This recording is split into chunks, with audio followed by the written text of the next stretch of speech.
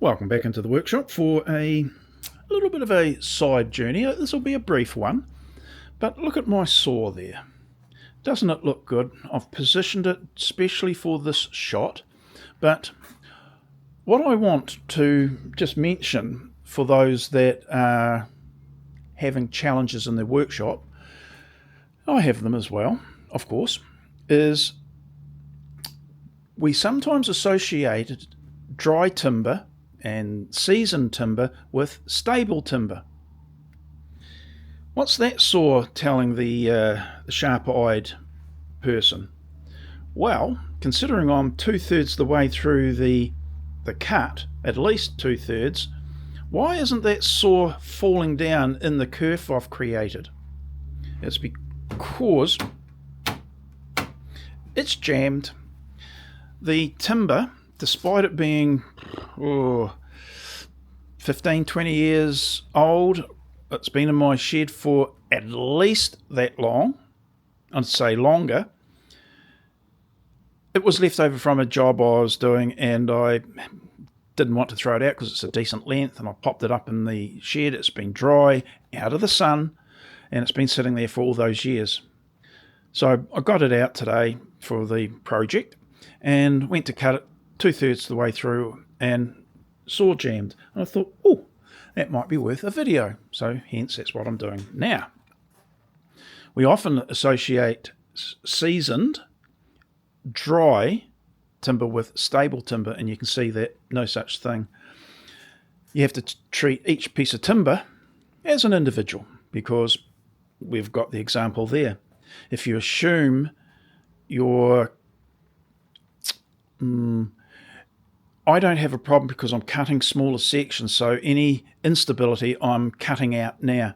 But if that were to be revealed when you're doing some of the processing, you might wind up wasting a lot of timber, or the timber is just unusable.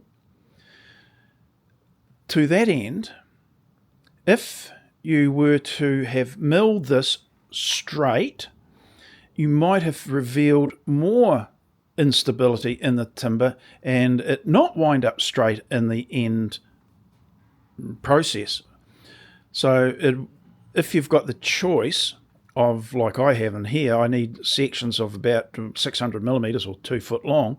I cut the pieces into those increments, mill it down as much as I can so it's close to the final dimension.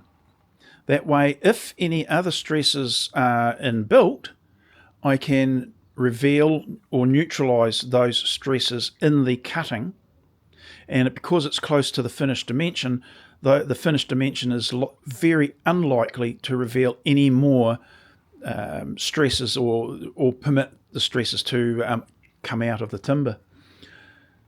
I've not done it that way sometimes, and I've been bitten, and I'm thinking, oh, well, I've got this bit of timber, I'll just mill it down. It's easier to run it through the saw or the planer and in its longer length, and then I can dock it to the required size.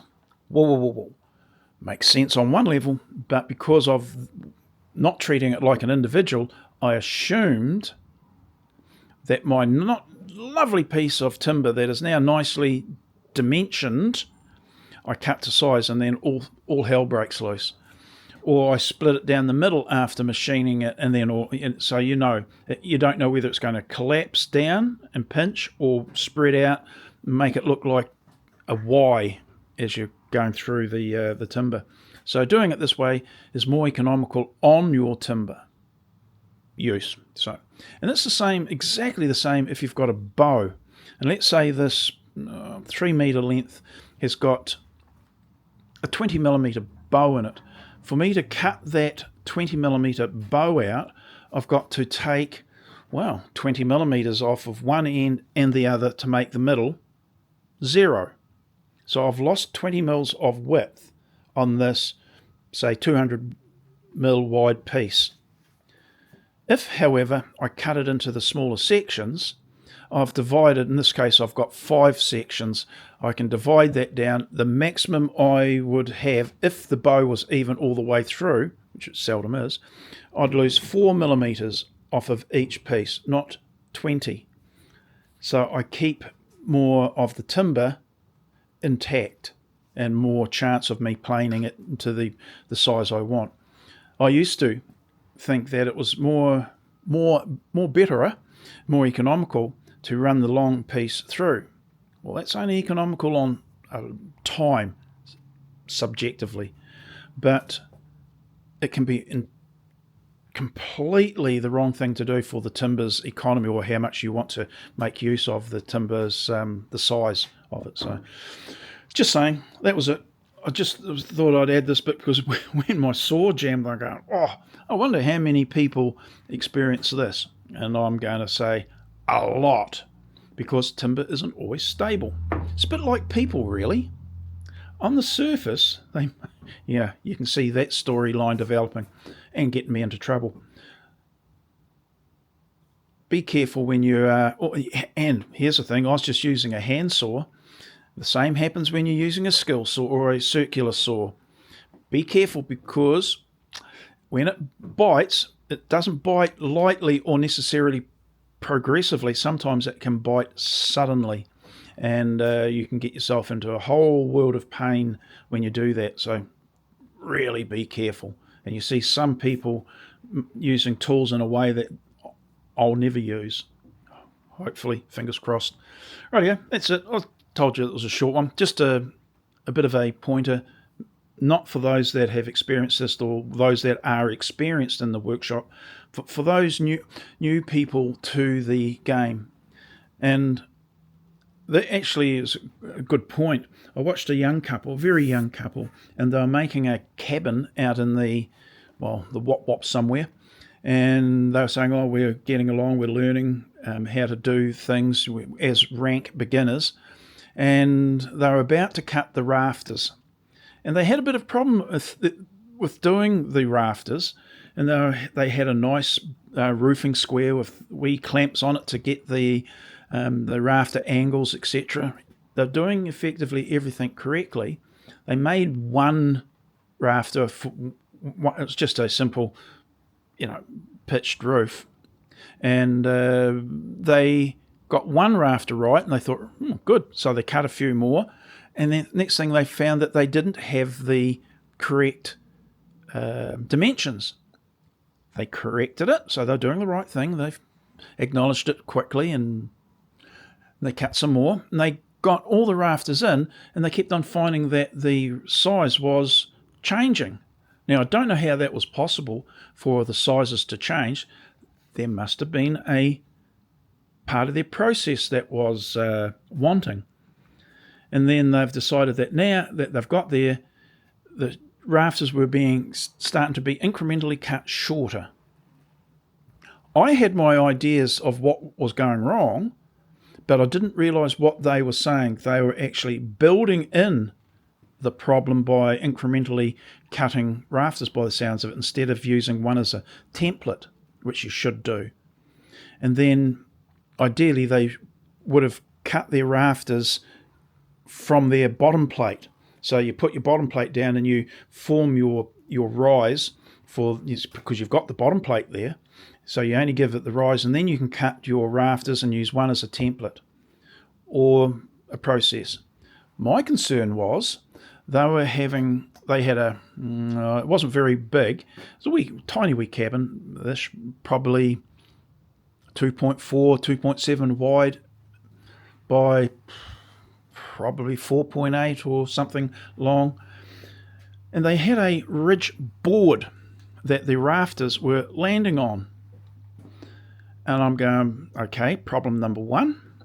And then all it was the rafters were running up onto the ridge board and being nailed off. And I'm going, problem number two.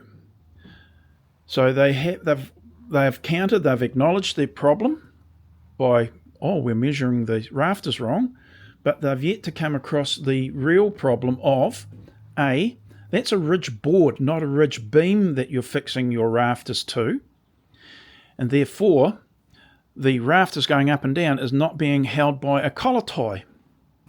Well, not yet anyway.